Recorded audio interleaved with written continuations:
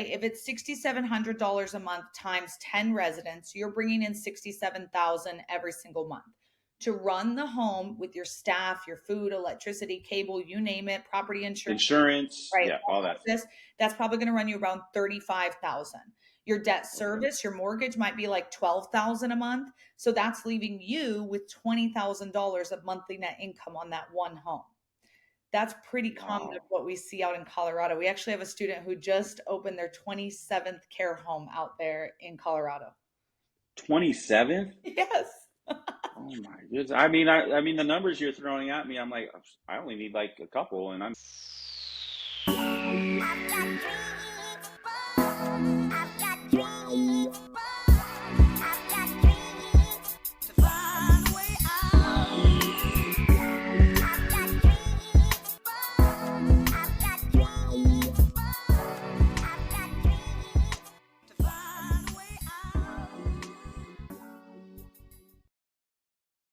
Joining me today is Isabelle Guarino Smith. Isabelle is an expert in residential assisted living. Having grown her family's legacy into a thriving business, she not only runs successful assisted living homes, but also teaches others how to get started through her Residential Assisted Living Academy. All right, well, I'm excited to have you. You're doing something really cool. It's a niche that I think everyone's heard about, but they really don't even know where to get started. So with that, let's just hear about your story, like how you got into real estate and why assisted living. Yeah. I actually kind of grew up with a real estate family. My dad had always been a real estate investor doing all sorts of different things. But about 14 years ago, my grandmother fell, broke her hip, and needed care. And when we went, she was in upstate New York at the time. So when we went to look for somewhere that was suitable for her, every place was like disgusting. Like I didn't even want to leave my goldfish, let alone, my beloved grandmother. It was like, this is not right. So him having that background in real estate, he said, wait. We're going to be paying like 5-6 grand a month for her to live in this home. Or we could own the home, own the business. She could live for free and we could be cash flowing like 10 grand a month. He's like, this makes a whole lot of sense to get into this. So without having anyone there to like help us or guide us along the way, he purchased his first residential assisted living home with the intent to move my grandmother in. She passed before we could move her in, but we kind of really fell in love with the industry in all the while. And I had just graduated college. So I started saying, what are you doing? What's going on here? I want to learn more. And we started working together from there. And now we teach and train other people how to do what we do, which is investing in senior housing in a residential setting. That is really cool. You essentially like house hacked this whole business, right? I mean, that's pretty incredible. And what part of upstate New York? Saratoga area. Okay, my grandmother's from upstate New York. She grew up in the Finger Lakes region. There you go. So and she went through the same thing. I mean, like yeah, it was definitely a battle, and passing her around between different family members, and it was like a real struggle. Yeah. So you think about residential assisted living, and you often think about maybe not the best care. One of the things that I've always thought about it is the turnover on like the people that are actually working in these houses. How do you attract good people? How do you keep them there so there's not like this constant turnover? Because that's one of the things that I heard that could be challenging about this niche. For sure. And I think that in the large facilities, like the commercial ones, Brookdale, Sunrise, Atria, they have immense turnover. And it's like really, really bad there because their ratio of seniors to caregivers is typically 30 seniors to one caregiver during the day, Oh, man. and up Yeah. to 50 or to 1 or 60 to 1 at night. So in our homes, we recommend a 4 to 1 or 5 to 1 ratio.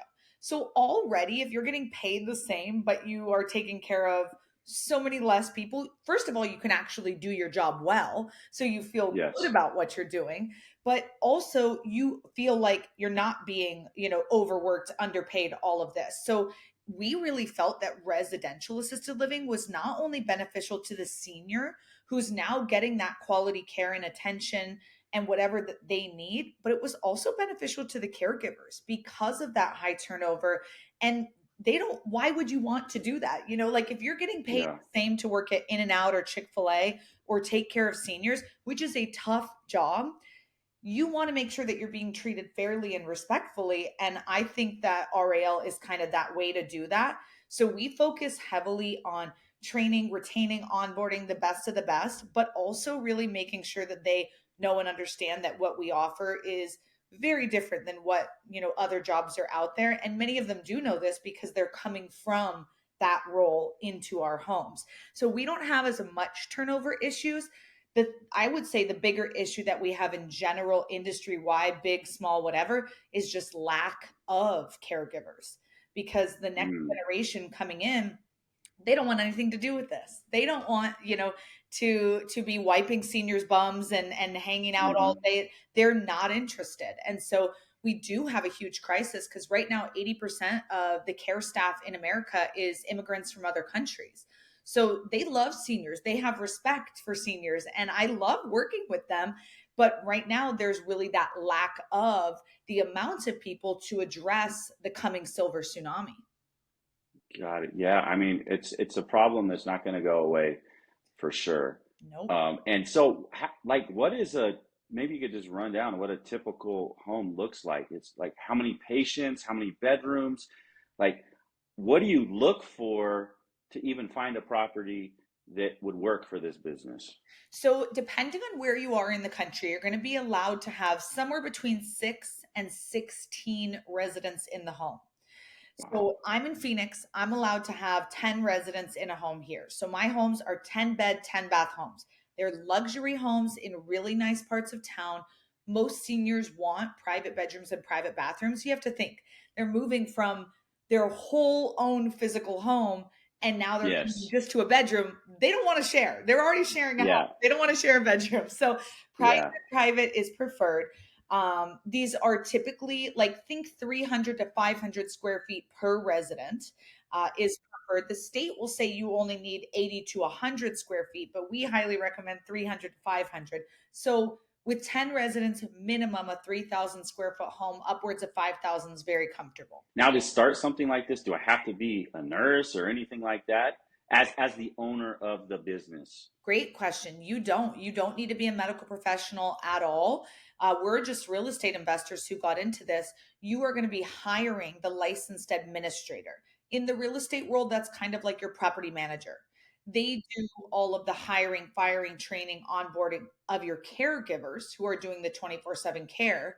They also deal with the state, make sure that you're, not getting any deficiency, that your paperwork is up to par. They do all of that as well as house maintenance, right? Like the toilet, the roof, the this, the that. They're dealing with all of that and any other contractors that come along. So that is your key hire, that licensed administrator, and then they hire out all of your other employees or independent contractors.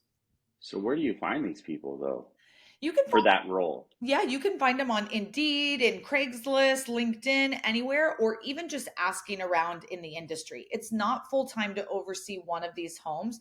2 to 4 of these would be full time.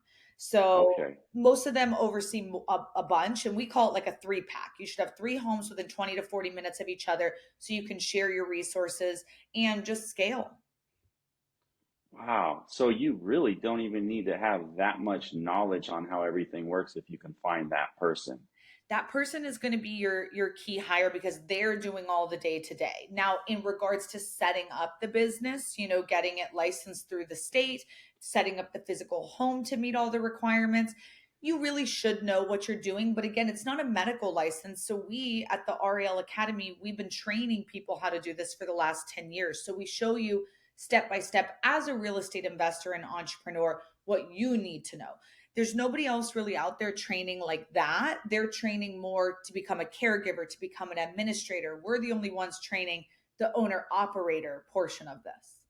Yeah. So is there a typical like I'm assuming that two-story homes won't really work for this. It needs to be maybe a ranch style or Ranch styles preferred. We have some students with multi-level homes. You add in a residential elevator or chairlift.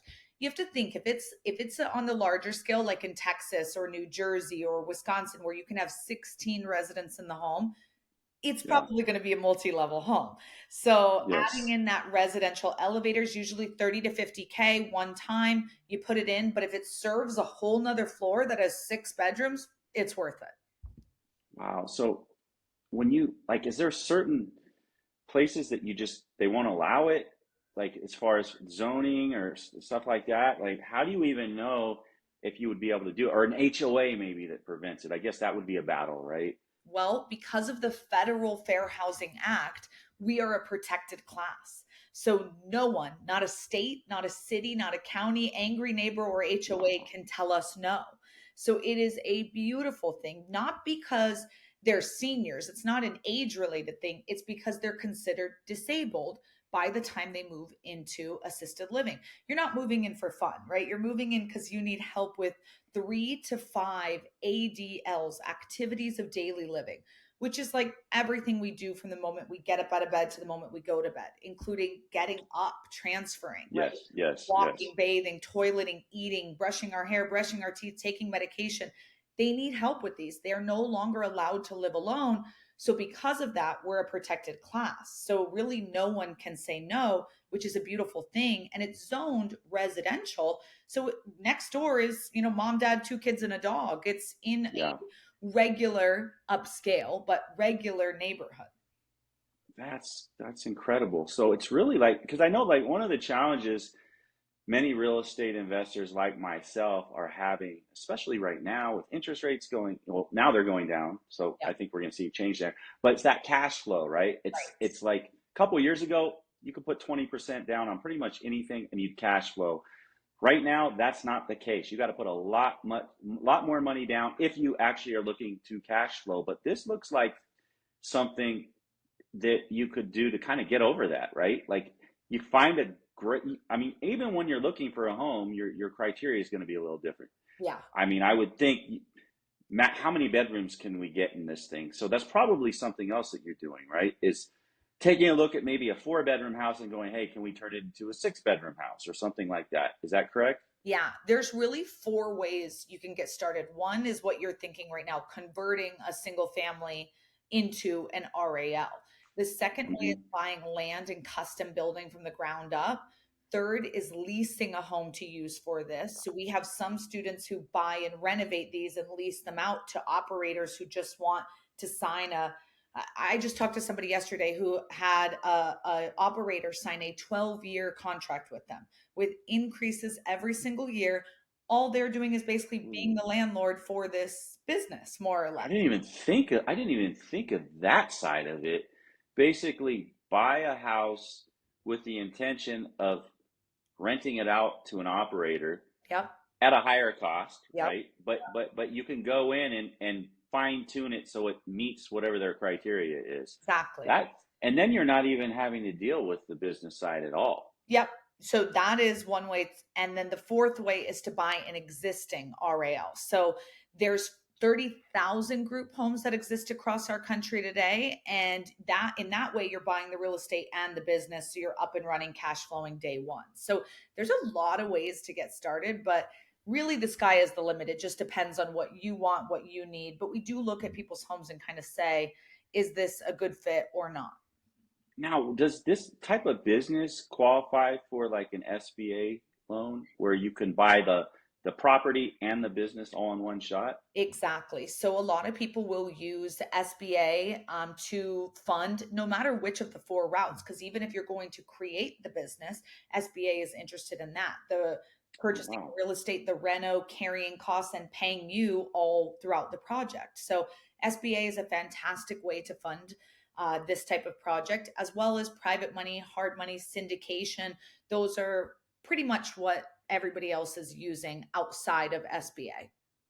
just to get it up and running, and then once you get it, then you can refinance or whatever out of that hard, if you went the hard money Went route. hard money, yes, that would be Yeah, yeah. mostly I would say people are doing syndications with private money or SBA. Those are the two most common ways to fund this. Okay. Wow, that's really interesting. I didn't even really ever think of that side of it. And so so you started with that first one. How many of these homes do you have right now? So now I have three here in the Phoenix Scottsdale market, and then we invest in other people's all across the country because we train so many people how to do this. Of course, I get great deals that come across my plate. So now we're Yeah, kind of into the private lender sector as well. nice. And so your academy that you started helps train people basically how to do this? Exactly. We teach real estate investors and entrepreneurs step by step all four of those methods, how to do this hands on or hands off, how to do memory care versus assisted living, how to make those strategic hires, how to raise the capital for it. Really, A to Z, everything you need to know to get started in this industry. That's incredible. So maybe you can just break down. Let's say I did own a house Yeah. and I was running it. I was the business owner. Yeah. What could I, and I know each market's probably going to be a little bit different, but what could I expect as far as revenue or actual profit after paying all the expenses of the employees and everyone else that's in there to run it? What are we looking at? Where do you live? I live in Colorado Springs. Okay, Colorado. So that's great. So you're throughout the country, the national average to live in a care home right now is $5,500 per month. So Okay. Per person. per person. Okay. So in Colorado, it's a lot higher. I don't know Colorado Springs exactly, but your rates are probably more like 7,000. But let's cut that in the middle. We'll call it like 6,700, right? If it's $6,700 a month times 10 residents, you're bringing in 67,000 every single month to run the home with your staff, your food, electricity, cable, you name it, property insurance, Insurance. right? Yeah, all All that. of this, that's probably going to run you around 35,000. Your debt Okay. service, your mortgage might be like 12,000 a month. So that's leaving you with $20,000 of monthly net income on that one home. That's pretty common of Wow. what we see out in Colorado. We actually have a student who just opened their 27th care home out there in Colorado. 27th? Yes. Oh my goodness. I mean the numbers you're throwing at me, I'm like, I only need like a couple and I'm good. I know that You know? we tell people like just do a three pack, just do a three pack. One that you can have your loved ones go if and when they need it. One that you Yes. can leave that That's a cash great flow as idea. a legacy to your kids so that they, Yeah. don't have to work or whatever. They're getting a blessing. And then one just for you to live off of. Like you've got your little three pack, you're Hmm. good to go. And one for you. Well, that one that your loved ones go into, one for you eventually as well. So Exactly. that's pretty crazy. That's incredible. Um, wow. I'm really glad that we had this conversation. I mean, I've heard about residential assisted living and like how good the numbers are, and then I also heard the horror stories. Plus, I think it got a really bad rap during COVID, and everyone was sick, and then like all that stuff. But I think a lot of that could be mitigated, and I think especially if you do it right, right, and you're getting good people, and you're keeping up a certain level of standard that you could have your own mother in there, Oh yeah. and think of it like that, or yourself, like make sure it's set up with the comforts that you would appreciate as well. Exactly. When you think about stuff like that, like COVID was beneficial for us in the RAL industry, not assisted living, right? Assisted living's had a bad rap, and that's due to history, neglect, abuse, and people running this just for the profit. So that it is true that there are terrible things happening in big boxes, but in regards to COVID, 97% of COVID cases that happened in assisted living happened in big boxes, only 3% in RALs. And again, that Yeah, goes to show that we can actually control things a lot more when there's just less residents in the home. It's not, a caregiver who's working on floor 17 one day, floor 3 the next, and floor 6 the next. Of course, they're spreading stuff. And you have multiple people coming in and out all day long. In our home, it's like the same care staff day in and day out, and it's a lot easier to control things. We also really didn't like some of these big boxes, you heard stories of people shoving food under the door, and people Yeah.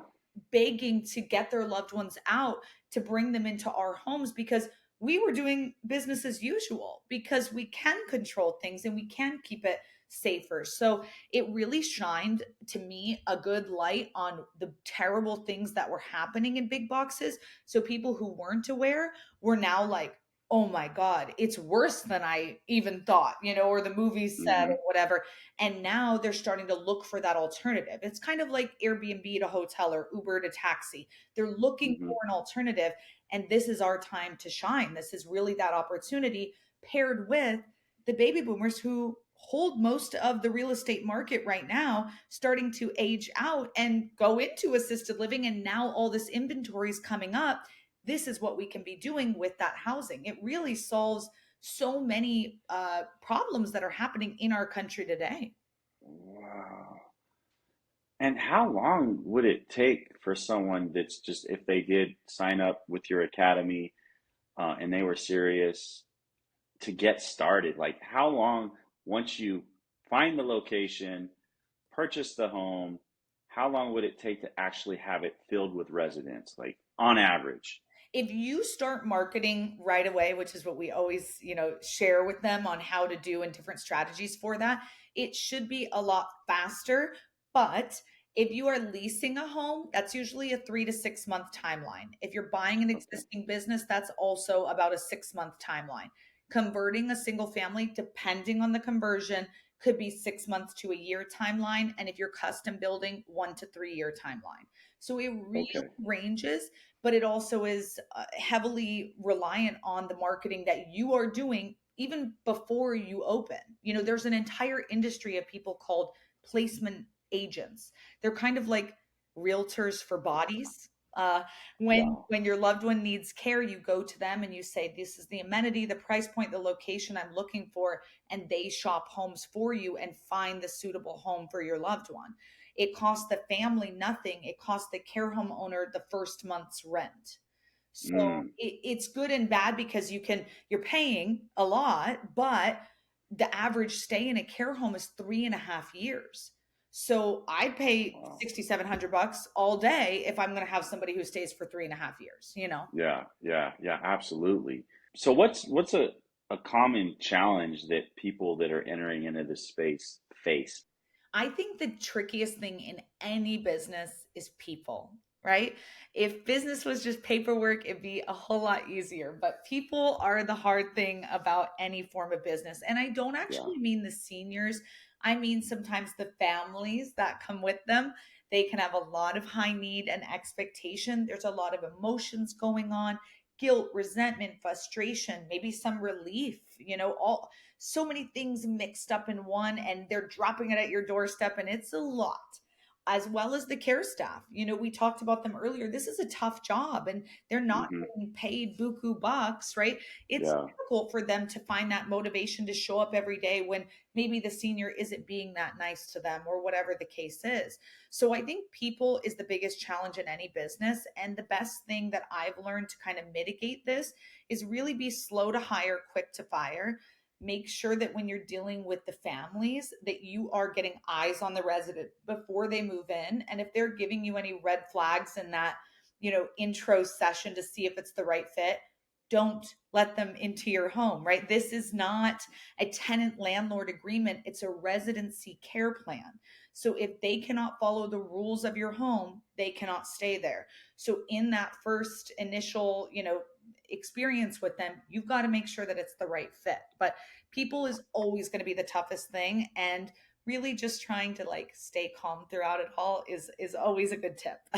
Okay. Well, that's excellent advice. So how can people get in touch with you and tap into your academy? Yeah, we're on social at RAL Academy on TikTok, YouTube, Instagram, Facebook, you name it. But you can go to RAL101.com if you want to download a free webinar, free book, or schedule a call with me or the team. RAL101.com. I'm actually gonna look into that myself because I've been looking at like just alternative investments right now, and This one definitely caught my attention. That's why I was like, okay, I want to have her on because I really want to learn about this. But this has been great.